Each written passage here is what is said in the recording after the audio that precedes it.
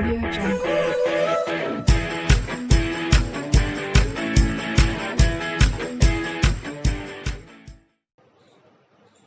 So now students, today I am going to start UP TGT Science practice questions. ये कुछ question जो है आपके इलास्टिसिटी यानी प्रत्यास्था, इलास्टिसिटी प्रत्यास्था के हैं।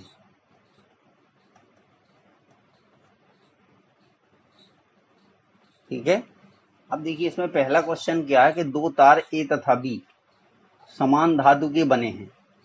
ठीक है, मतलब दोनों एक ही पदार्थ से बने हैं, तो इसलिए इनके क्या होंगे कि जो यंग मॉडुलस, यंग प्रत्यास्था गुणांक होंगे, ये दोनों इक्वल होंगे।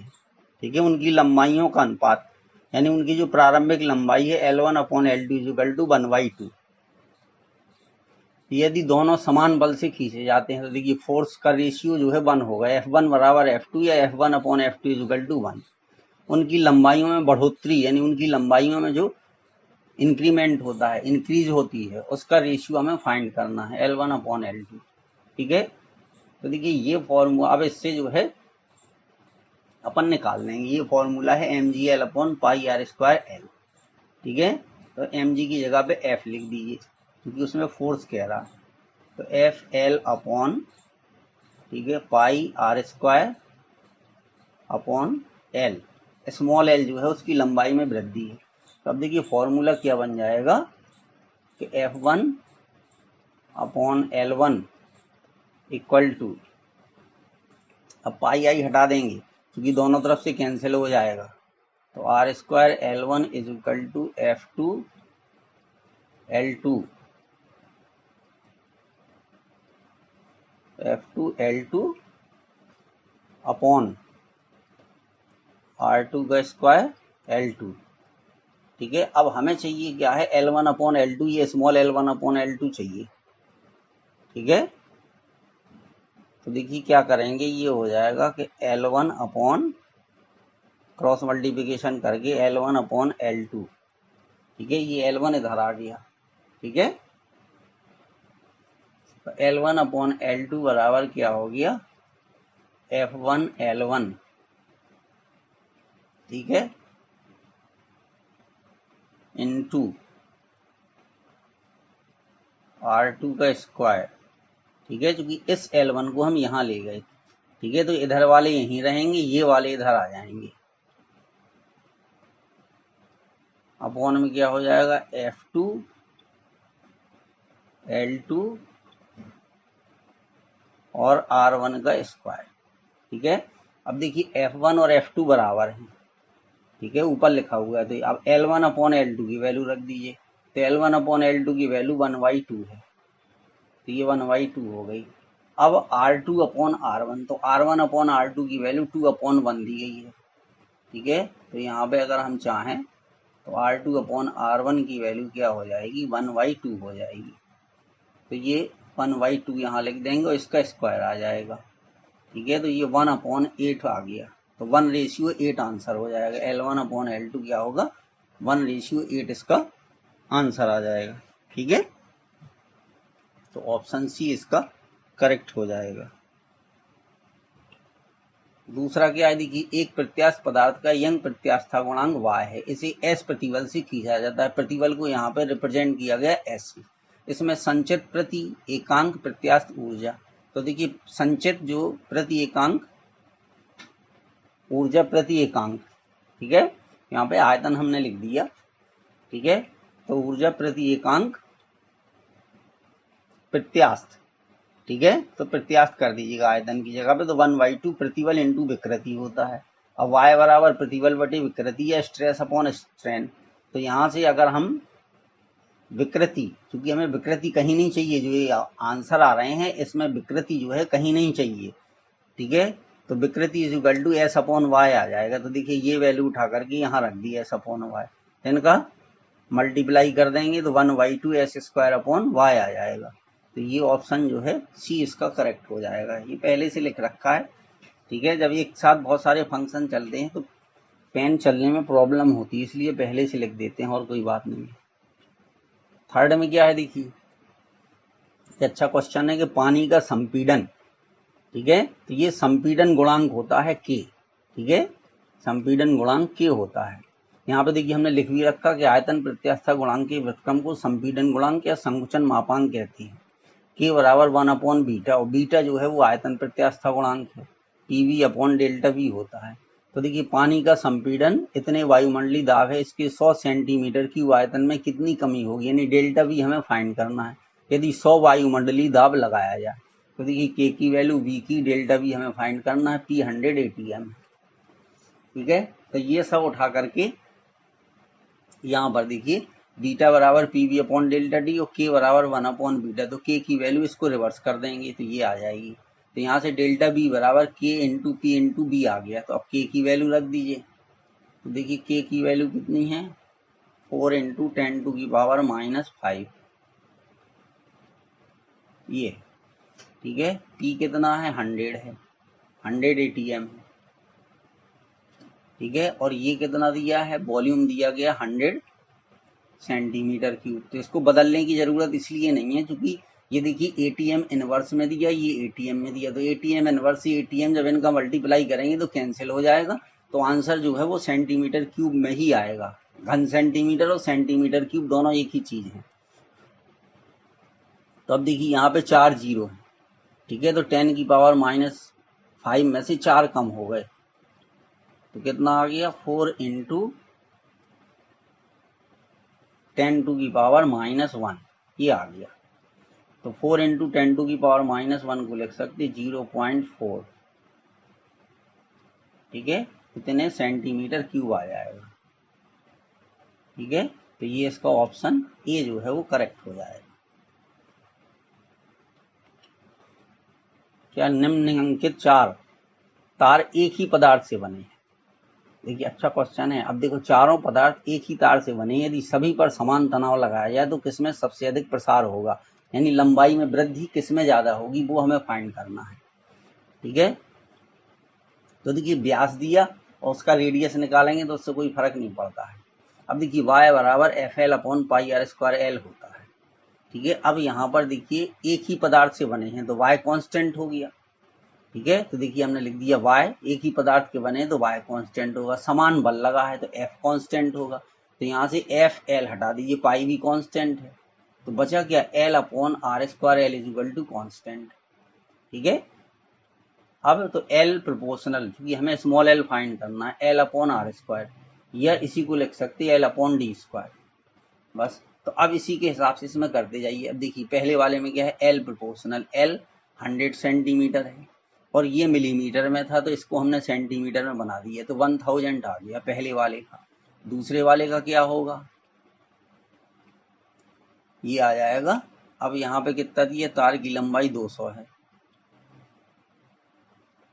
बटे, ठीक है। अब चूंकि इसका स्क्वायर करना है तो ये हो जाएगा 0.2 का स्क्वायर करोगे तो 0.04 आएगा, ठीक है। तो अब कितना हो जाएगा, ये देखिए ये हो जाएगा 200 गुणा 100 बटे 4, डेसिमल हटा दिए, 4 से इसको कैंसिल कर दीजिए, ये आ गया 25, तो 25 दूनी 50, ये 5000 आ गया, ठीक है, कितने सेंटीमीटर हो गई।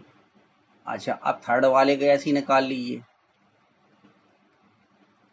तो देखिए 300 अपॉन, ठीक है, कितना हो जाएगा, 0.3 है तो 0.09 आ जाएगा, तब यहाँ पे हटा दीजिए, तो 300 इंटू 100 बटे कितना आ गया, 9 आ गया, ठीक है, 9 आ गया। अब इसको अगर कैलकुलेट करेंगे, ठीक है, तो 3 से इसको कैंसिल कर दीजिए, ठीक है, ये तो अप्रोक्सीमेशन है, ठीक है। तो ये हो गया 10,000 बटे 3, तो ये 3,300 कुछ आएगा, ठीक है। अगर इसको सॉल्व करोगे तो 3,300 के आसपास आएगा, ठीक है। अच्छा अब लास्ट वाला रह गया, ये डी वाला, तो इसी का सबसे ज्यादा आएगा, क्योंकि इसमें देखिए क्या है कि दशमलव, क्योंकि यहाँ पे 0.5 सबसे कम है, तार का व्यास क्या है। तो देखिए इन क्वेश्चन को एग्जाम में लगाने की जरूरत नहीं है, फॉर्मूला फाइंड करने के बाद फिर अप्रोक्सीमेशन कीजिए। तो मैं आपको सॉल्व करके बता रहा, क्योंकि सॉल्व आप करोगे तो क्वेश्चन होंगे ही नहीं, ठीक है। और वैसे भी 100 से ज्यादा कोई कर नहीं पाता है, अगर सॉल्व करने बैठोगे तो कर नहीं पाओगे, ठीक है। तो इसलिए आप फॉर्मूले को समझिए कि ये कैसे फाइंड हुआ, कैसे ये बनाया गया, उसके हिसाब से बस। अब इसमें कुछ नहीं है, देखिए देखिए यहाँ पर कितना है, 50 है, ठीक है। अब जब इसका स्क्वायर करोगे 0.05 का, तो ये आएगा 0.0025, ठीक है। तो ये कितना हो गया, 50 गुणा 1 2 3, ठीक है, 4 जीरो आएंगे, एक और बढ़ जाएगा, ठीक है। ये हो गया अपॉन 25, 25 से इसको कैंसिल कर दीजिए, तो कितना आ गया, देखिए 20,000 आया, तो यही सबसे ज्यादा आ रहा, ठीक है। तो इसलिए ऑप्शन डी जो है वो करेक्ट हो जाएगा, ऑप्शन डी इसका करेक्ट हो जाएगी। ये फॉर्मूला बहुत जरूरी, कैसे निकालते, जो चीज कांस्टेंट है उसको हटा दो, अनावश्यक रूप से लिखोगे तो वो कुछ कुछ हो जाता है, उसमें समझ में नहीं आता है, क्योंकि वहां एक पेज मिलता है लगाने के लिए, ठीक है। पांचवा क्या है, देखिए नियत आयतन बी के तामे से एल लंबाई का एक तार बनाएगा, इस तार पर एक नियत बल एफ लगाने से इस लंबाई में डेल्टा एल वृद्धि हो जाती है, तो कौन सा ग्राफ सरल रेखा होगा। अब देखिए यहाँ पे समझना है कि कौन सा ग्राफ सरल रेखा होगा। तो फॉर्मूला ये है, y बराबर एफ इंटू एल अपॉन ए इंटू डेल्टा एल। अब देखिए ग्राफ कहाँ कहाँ खींचा गया, ठीक है। ये है बी, आयतन की बात कर रहा है, तो इसलिए हमें आयतन भी यहाँ पे लाना जरूरी है, ठीक है, आयतन भी लाना जरूरी है। तो देखिए बी बराबर ए इंटू एल होता है। अब यहाँ पे ए तो दिया है लेकिन एल नहीं है, तो इसलिए एल का ऊपर नीचे मल्टीप्लाई कर दिया, तो F L square upon A L delta L. अब ए और एल की जगह पे बी लिख दिया, इतना आ गया। अब देखिए कांस्टेंट कौन कौन सी चीज है, बी कांस्टेंट है, ठीक है, आयतन कांस्टेंट है, फोर्स कांस्टेंट है और वाई कांस्टेंट है। तो L square upon delta L बराबर के, मतलब कांस्टेंट का मतलब के यहाँ पे, तो delta L proportional L square के, ठीक है। अच्छा दूसरी चीज अनुदैर्घ्य विकृति होती है, चूंकि विकृति क्या होती है, डेल्टा एल अपॉन एल होती है, ठीक है। तो ये लॉन्गिट्यूडनल स्ट्रेन होता है, तो अनुदैर्ध्य होती है, अनुदैर्ध्य का मतलब एक लाइन में, जैसे उससे वायर से ये लटकाते हैं तो एक ही लाइन में तो है, तो इसलिए ग्राफ इसका लीनियर होगा। तो ये डेल्टा एल और एल स्क्वायर के बीच का जो ग्राफ आएगा ये एक सरल रेखा होगा, ठीक है। तो इस तरीके से उसको फाइंड करना था। अब देखिए कह रहा है जैसे ये वाला क्वेश्चन है, स्टील का यंग प्रत्यास्था गुणांक पीतल से 2 गुना है, एक ही लंबाई तथा एक ही अनुप्रस्थ काट के दो तारों। अब देखिए लंबाई भी सेम है, अनुप्रस्थ काट भी सेम है, मतलब एक ही वैल्यू सेम है। तो स्टील का एक पीतल का हो एक ही छत से लटकाया गया है, यदि भार लटकाने पर दोनों तारों के निचले सिरे एक ही तल पर हों, ठीक है। तो जब एक ही तल पर हो तो उसका मतलब है, ठीक है, उनकी लंबाई में जो वृद्धि हो रही है वो भी सेम हो रही है, देखिए, ठीक है। ये L1 L2 ये प्रारंभिक लंबाई है, और ये डेल्टा L1 डेल्टा L2 ये भी बराबर होंगे, ठीक है, क्योंकि एक ही तल पर है, मतलब लेवल सेम है। तो इनके भारों का अनुपात ज्ञात करना है, यानी फोर्स F1 F2 हमें चाहिए। तो देखिए अब उसी फॉर्मूले से क्या हो गया, देखिए वाई एस, स्टील का जो यंग प्रत्यास्था गुणांक है वो ब्रास के यंग मॉडुलस का दोगुना है, तो Y S is equal to 2 Y brass. तो इसी में यहाँ पे लिख दिया, देखिए वाई एस की वैल्यू ये लिख दी और वाई ब्रास की ये लिख दी, 2 से मल्टीप्लाई कर दिया। अब सेम कौन कौन से हैं, देखिए L1 L2 ये सेम है, तो L1 से L2 कैंसिल कर दीजिए, delta L1 delta L2 cancel है, अनुप्रस्थ काट के क्षेत्रफल है वो भी कैंसिल है। तो क्या बचा अपने पास, F1 अपॉन F2 बराबर कितना बचा, 2 बचा, ठीक है, या 2/1 बचा, तो 2/1, तो 2:1 इसका आंसर आ जाएगा। तो इस तरीके से इसको करना था। अब देखिए क्या है, ये जो है आपके द्रवों का प्रवाह से संबंधित क्वेश्चन है, क्या है,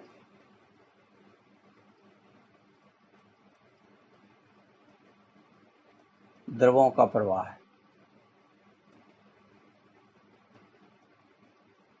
ठीक है। अब देखिए इसमें क्या है, कितना बड़ा क्वेश्चन है, अब देखिए पढ़ने में कितना टाइम लग जाएगा। अब ये कह रहा आर त्रिज्या वाले एक स्टील बॉल टर्मिनल वेग बीटी से एन श्यानता गुणांक वाले एक द्रव में इस प्रकार गिरता है कि बीटी बॉल के द्रव्यमान, यानी बीटी काय पे निर्भर करता है, एम पर निर्भर करता है, जी पे निर्भर करता है, ईटा श्यानता गुणांक है ये ईटा ऐसे, तथा आर पर निर्भर करता है। तो एफ बराबर 6 पाई ईटा आर भी होता है। फॉर्मूला ये होता है, पाई लिखो 6 लिखो ना लिखो, क्योंकि यहाँ डिपेंडेंसी की बात हो रही है। ठीक है। अब एफ बराबर एम जी होता है, तो ये m g proportional r v eta r v eta हो गया। अब हमें वी फाइंड करना है, तो देखिए वी बराबर क्या हो जाएगा, या प्रोपोर्शनल लगा दीजिए, तो कितना आ जाएगा एम जी, ये आ जाएगा एम जी अपॉन आर ईटा। ठीक है, एम जी आर, अच्छा एम जी अपॉन आर ईटा, ये आ गया। तो बी प्रोपोर्शनल क्या हो गया, एम जी अपॉन आर ईटा आ गया। तो ये देखिए सी ऑप्शन इसका करेक्ट है। और उसकी अगर आप उसको डायमेंशन से सॉल्व करने बैठोगे, सबकी डायमेंशन लिखोगे, फिर इसके बाद दोनों साइड कंपेयर करोगे, फिर कोफिशिएंट निकालोगे, तो उसमें बहुत टाइम लगेगा। तो इसलिए इसका सही यही है कि ये लिख दीजिए एफ बराबर एम जी होता है। ठीक है, क्योंकि यहाँ पे बात द्रव्यमान की कर रहा है, जबकि 6 पाई ईटा आरवी में कहीं मास नहीं आया, तो इसलिए एफ बराबर एम जी लिखना पड़ा। ठीक है, क्योंकि एम जी के टर्म में ही आंसर आ रहा है, तो इसलिए ये लिखना जरूरी है। तो इसका ऑप्शन सी हो गया। अब देखिए ये वाला क्वेश्चन भी अच्छा है। ठीक है, कराए दे रहे, देखिए हवा के एक बुलबुले का व्यास दुगना हो जाता है यदि वह किसी तालाब के तल से सतह पर आता है। तो देखिए ये तालाब का जो है सरफेस हो गया, तल, तल का मतलब हो गया सरफेस,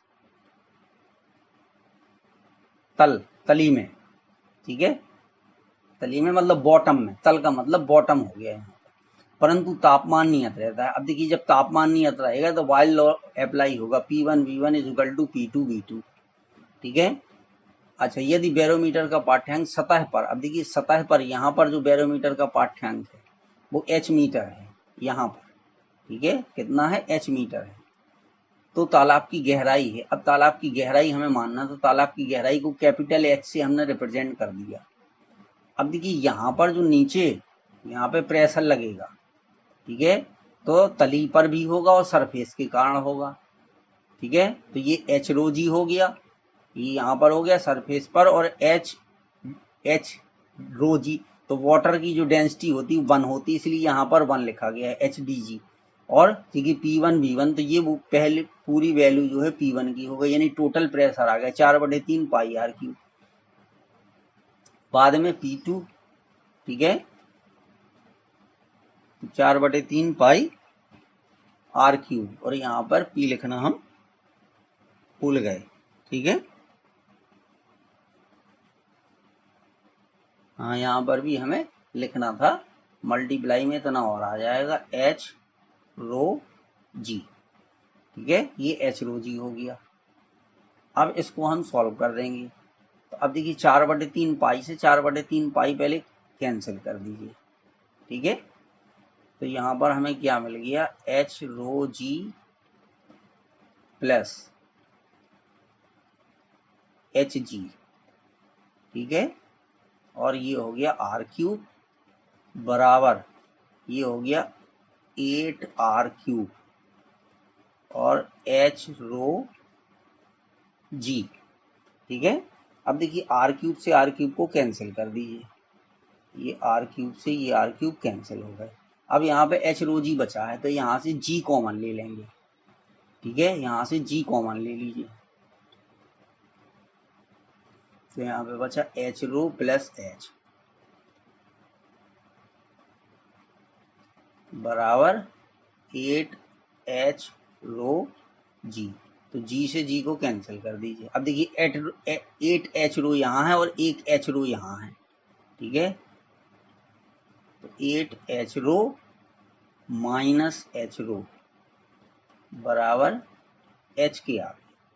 ठीक है, तो 7 एच रो आ गया, ये बराबर आ गया एच की। ठीक है, हाँ, ये इसका यूनिट है लिखा मीटर। ये देखिए मीटर में दिया था ना एच मीटर, तो ये मीटर है लिखा, तो ये आ गई 7 h रो मीटर। ये m जो है मीटर को रिप्रेजेंट करता है,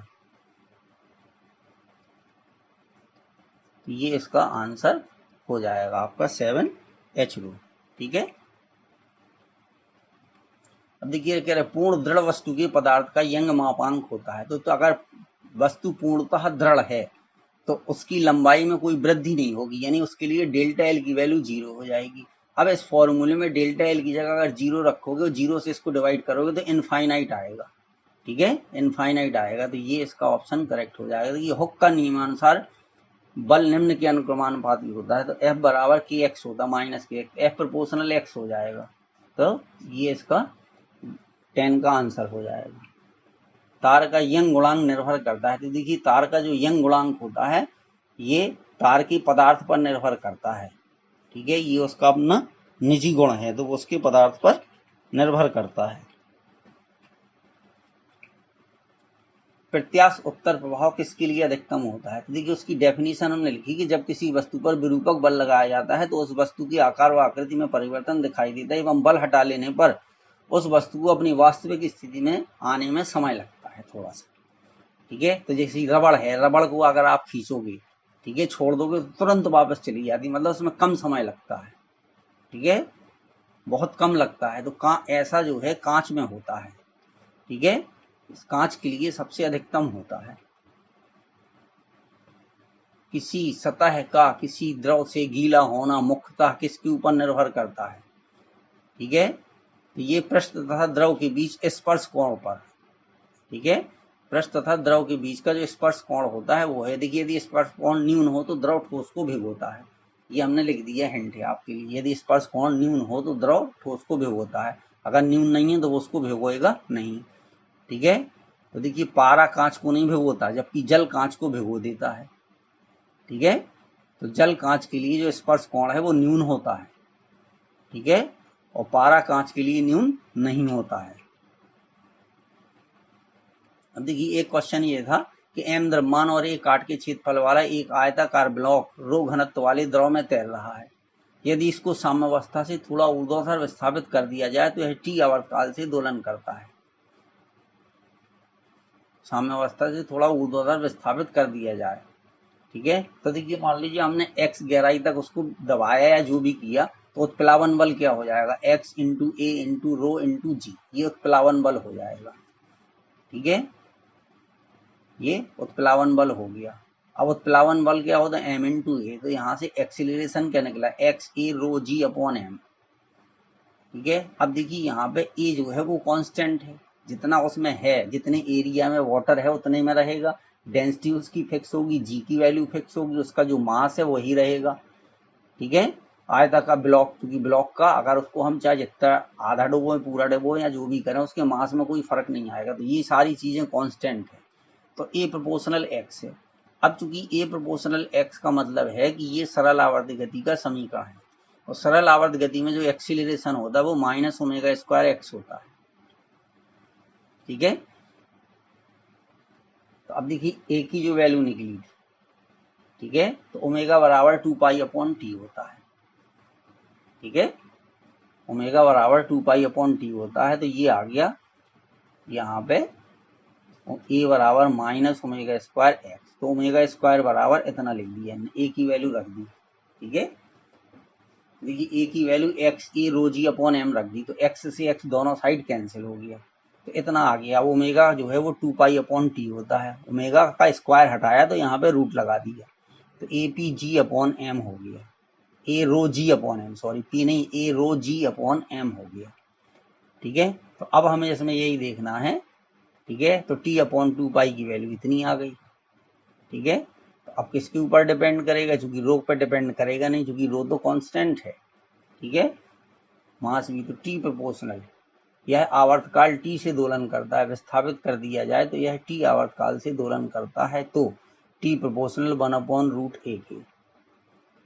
ठीक है, तो यहाँ पे ए प्रोपोर्शनल हमने एक्स लिया था, लेकिन इसमें एक्स कहीं है नहीं। ठीक है, और एक्स से एक्स कैंसिल भी हो गया था। तो अब क्षेत्रफल बचा, चूंकि क्षेत्रफल में ही लंबाई चौड़ाई होती है, लेंथ विड्थ होती है, रो जी एम ये तीनों कांस्टेंट है, तो टी प्रोपोर्शनल 1/√a। ठीक है, अब देखिए इसमें देखा जाए तो अगर आप बात m की करें, ठीक है, तो देखिए m इसमें ऊपर है, ठीक है, जबकि यहाँ पर m नीचे दिया गया है। अब बात करें रो की, तो रो नीचे है लेकिन रूट के अंदर है, तो देखिए रूट में भी नहीं है। यहाँ पे टी प्रोपोर्शनल अगर रो की बात करें तो देखिए रो यहाँ पे रूट में दिया गया है। ठीक है, तो इस तरीके से तो बचा कौन अपने पास, केवल यही ऑप्शन बचा जो किसी से मैच नहीं कर रहा है। अगर इनको अलग अलग करके लिखा जाए तो कोई ऑप्शन इसके अलावा कोई ऑप्शन इस कंडीशन को फॉलो नहीं करता है। अब देखिए एक ये वाला क्वेश्चन अच्छा है कि किसी द्रव की आर त्रिज्या की गोलाकार कुछ बूंदें मिलकर त्रिज्या आर तथा आयतन बी की एक बूंद बनाती है। यदि द्रव का पृष्ठ तनाव टी हो तो इस प्रक्रम में ऊर्जा क्या होगी। तो देखिए जब छोटी बूंदों को मिला करके एक बड़ी बूंद बनाई जाती है तो हमेशा ऊर्जा जो है मुक्त होगी। ऊर्जा क्या होगी, मुक्त होगी। ठीक है, ये चीज याद रखिएगा। मान लीजिए ना ऐसा क्वेश्चन आए, केवल यही चीज पूछ दी जाए तो ऊर्जा मुक्त होगी, क्योंकि डेल्टा ए की वैल्यू नेगेटिव आ रही है। अब देखिए यहाँ पर क्या है, ए बराबर डेल्टा ए बराबर,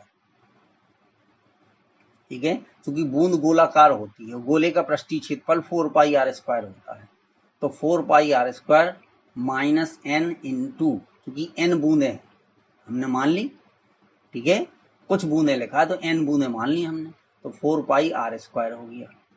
ठीक है, क्योंकि छोटी बूंद की त्रिज्या ही है। अब देखिए वॉल्यूम कांस्टेंट है, ठीक है, क्योंकि वाटर तो वही है तो वॉल्यूम कांस्टेंट रहेगा। पहले जो बूंदों का आयतन था बाद में भी वही रहेगा, आयतन चेंज नहीं होगा, बी कांस्टेंट है।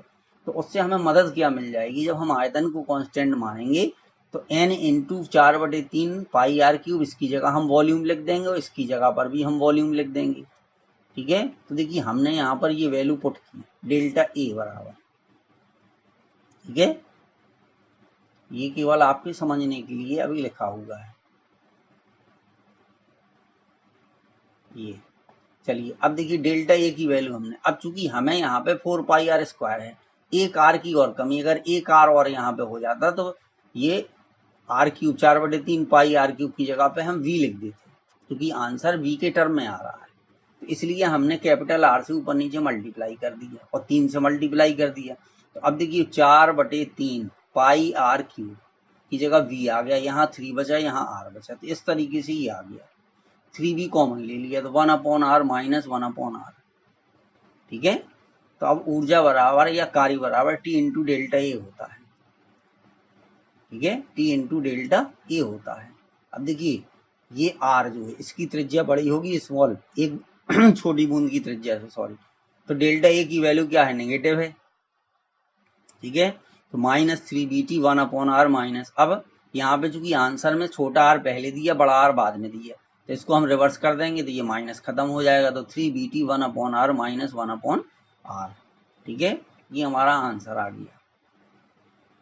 तो इसका ऑप्शन जो है ये सी वाला करेक्ट हो गया, 3bt 1/r माइनस 1/r।